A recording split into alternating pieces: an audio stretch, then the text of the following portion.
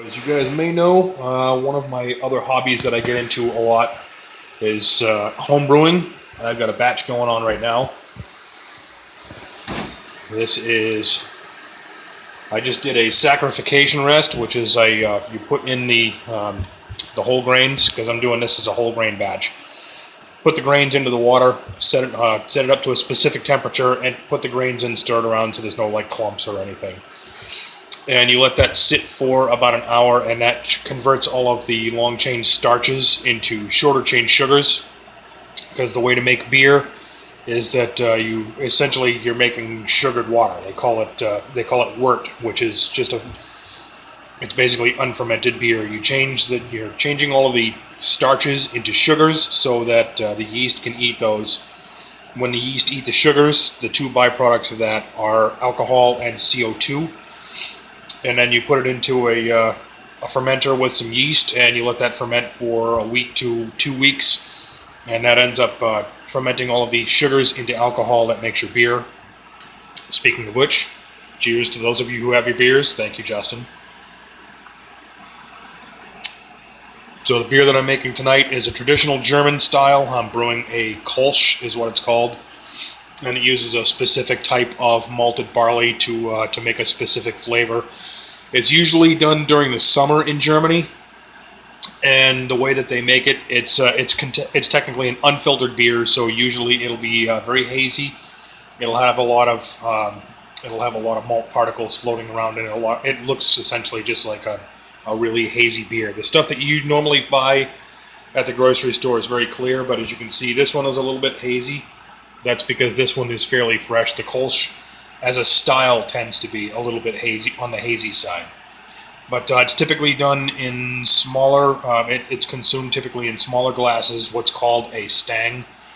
That's just a skinny, tall glass, typically about like 8 to 10 ounces. And they pour them fast in Germany. It's usually a very low alcohol content beer, although it can get up to 6% sometimes. That's the one that I'm making right here, is a 6% Kölsch. Anyway, I'm heating up to another stage right now, which is called the mash out. And when you do that, essentially what you're doing is when you're using an all grain beer, when you're doing an all grain beer, the amount of sugar that you'll get out of the grains depends a lot on the saccharification temperature, etc., etc. But one of the ways to increase your efficiency and to get more sugars out of that is once you're done doing the saccharification rest and converting all of those starches to sugars, you increase the temperature up to a certain point, and then you hold it there and let it sit for about 10 minutes. And that will increase your efficiency. It'll draw more of the sugars out of the grain. So you'll end up getting a slightly higher alcohol content beer, and you'll end up with a little bit more flavor, a little bit more mouthfeel. It's science. You definitely have to be kind of a science nerd to want to brew beer. Although it is a really fun hobby, and you end up with a really great product afterwards. My friends love me because I share really good beer with them. Anyway, just want to give you guys that little thing, and you'll probably be seeing more of this from me on the channel. As I said when I started this, I'm going to be flipping back and forth between several different interests, and you'll probably see a variety of stuff from me on the channel. This is one of those. This right now will probably take about another hour for me to, actually probably about another like 25 to 30 minutes to get this up to the temperature for the next rest.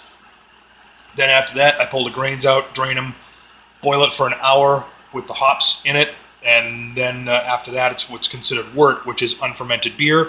Goes into the fermenter, sits at a specific temperature for about 1 to 2 weeks. I usually put it in a secondary fermenter.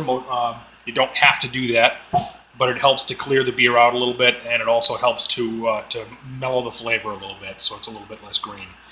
And then it goes into the keg, and voila, I have it on tap over here in the corner. Anyway, just wanted to give you guys a little heads up on that, show you some of the stuff that I like doing, and like I said, you'll probably be seeing more of that from me. And I hope you guys all have a good night, and hope you have a beer, and I will see you next time. Have a great day.